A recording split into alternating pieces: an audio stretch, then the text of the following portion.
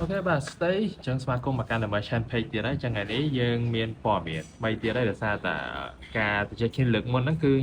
มองจับรามเชิญเหมือนแต่ต่ออยู่มวยในประเภทสรีเปิดแปะกระบาจังในขนมสต็อกไปเยอะนั่นเกิดจุดข่าวได้แบบเปิดแปะกระบาปัตใต้มาเชิงนี่คือยังมีในหวานทำไมไม่เชิญเหมือนแต่ในอยู่มวยในจุดเริ่มพวกกับเป็นเชิญโดยที่เนี่ยได้จังแอดมินหัวอาช่วยใส่จงหน่อสมัยประยุทธ์เยอะแต่ต้องอยู่มวยในประเภทเปิดแปะกระบาติดกว่าไหน សម្រាប់7ពាក់ក្បាលហ្មងយើងមានជាប្រភេទ HA15 នេះជាប្រភេទ7ពាក់ក្បាលខ្នាតទូចហើយវារូបរាងវាបងអាចមើលបានគឺរាង slim អាហ្នឹងវីដេអូយើងមុននេះក៏ធ្លាប់ធ្វើវាច្រើនដែរហើយសម្រាប់7មួយទៀតទៅលើប្រភេទ HA23 ហើយសម្រាប់ HA23 នេះគេ design មកថ្មីវាមានពណ៌តតែ3អញ្ចឹងបើសិនជាអ្នកទាំងអស់គ្នាស្រឡាញ់ពណ៌មួយណាអាចធ្វើការកំងពណ៌មួយនឹងបានយើងមានក្នុង stock ដូចគ្នាដែរហើយសម្រាប់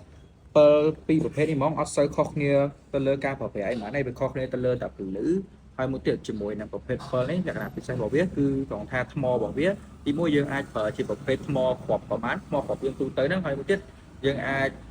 ធ្វើការជួពីខាងយើងហ្មងយើងមានលក់ជាប្រភេទថ្មសាកប្រភេទ7ទាំងពីរហ្នឹងអាចប្រើជាប្រភេទថ្មសាកក៏បានដែរអញ្ចឹងបើសិនជាបងត្រូវការប្រភេទ7ដែលមានថ្មអាចប្រើបានពីរជម្រើសប្រភេទថ្មសាកក៏បានប្រើថ្មគ្រាប់ធម្មតាក៏បានអាចធ្វើការមកមើលប្រភេទ7ទាំងពីរ brand នៅខាងមុខនេះខ្ញុំបានហើយខ្ញុំបញ្ជាក់បន្តិចសម្រាប់នៅក្នុងប្រអប់របស់7មួយនេះផងដែរហ្មងមកហ្មងគឺជាប្រភេទថ្មគ្រាប់ធម្មតាឯងមិនមែនជាប្រភេទថ្មសាកឯងអញ្ចឹងបើសិនត្រូវការអាច order ពីយើងបានទាំងពីរហ្មងបងប្អូនមិនមែនតែមួយទេទាំងពីរហ្មងមកក្នុងរបស់វាជាប្រភេទថ្មគ្រាប់ធម្មតាឯង អូខេបាទចុះខ្ញុំជួយ additional សម្រាប់ admin ហួរតិចដោយសារតែប្រភេទរចនាប័ទ្មជាពិសេសគឺសេរីពួកក្បាល HA ពីមុខរបស់យើងហ្នឹងគឺ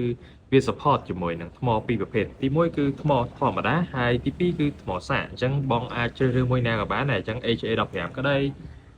HA23 UHE ហ្នឹងក្តីគឺយើងប្រើបានទាំងពីរប្រភេទថ្មសាកហើយថ្មធម្មតាហើយសម្រាប់អ្នកដែលចង់បាន